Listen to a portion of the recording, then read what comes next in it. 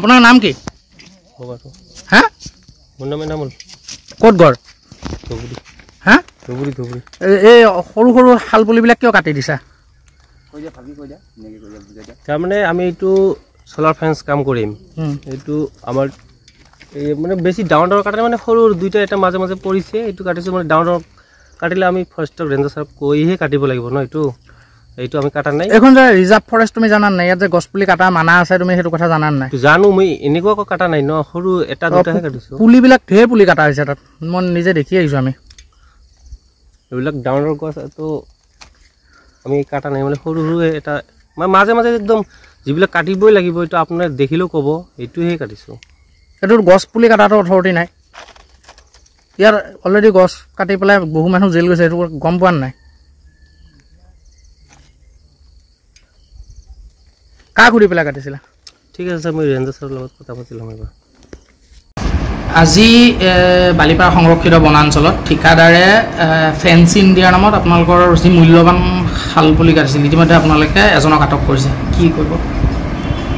সেইখিনি জেগাত আপোনাৰ হাতীৰ এটা প্ৰব্লেম হয় গাঁওখনত, তো তাৰ কাৰণে আজি 3 কিলোমিটাৰ তেওঁলোকৰ চলাৰ ফেন্সিং, এইটো হেংগিং চলাৰ ফেন্সিং হয়, সেইটো কণ্ট্ৰেক্টৰ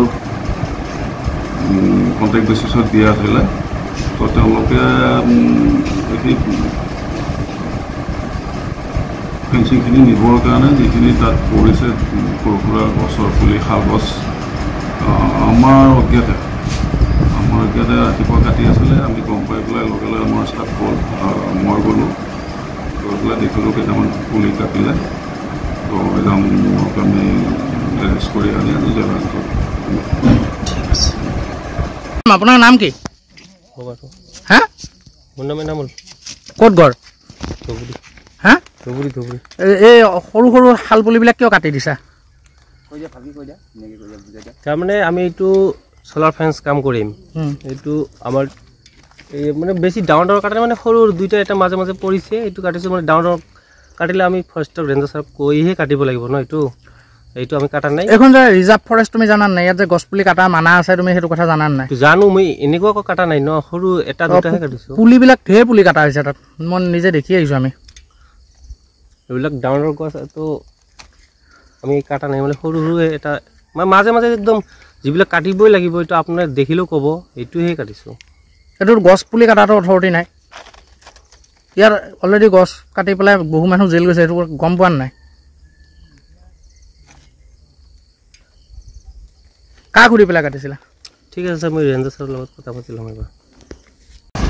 আজি বালিপাৰা সংৰক্ষিত বনাঞ্চলত ঠিকাদাৰে ফেন্সিং দিয়াৰ নামত আপোনালোকৰ যি মূল্যৱান শাল পুলি কাটিছিল, ইতিমধ্যে আপোনালোকে এজনক আটক কৰিছে, কি কৰিব? সেইখিনি জেগাত আপোনাৰ হাতীৰ এটা প্ৰব্লেম হয় গাঁওখনত, তো তাৰ কাৰণে আজি 3 কিলোমিটাৰ তেওঁলোকৰ চলাৰ ফেন্সিং, এইটো হেংগিং চলাৰ ফেন্সিং হয়, সেইটো কণ্ট্ৰেক্টৰ কণ্ট্ৰেক্ট বেচিছত দিয়া আছিলে। তো তেওঁলোকে সেই ফেন্সিংখিনি নিবৰ কাৰণে যিখিনি তাত পৰিছে সৰু সুৰা গছৰ পুলি, শাল গছ, আমাৰ অজ্ঞাতে ৰাতিপুৱা কাটি আছিলে। আমি গম পাই পেলাই লগে লগে আমাৰ ষ্টাফ গ'ল, মই গ'লোঁ, গৈ পেলাই দেখিলোঁ কেইটামান পুলি কাটিলে। তো এজনক আমি এৰেষ্ট কৰি আনি জেলত।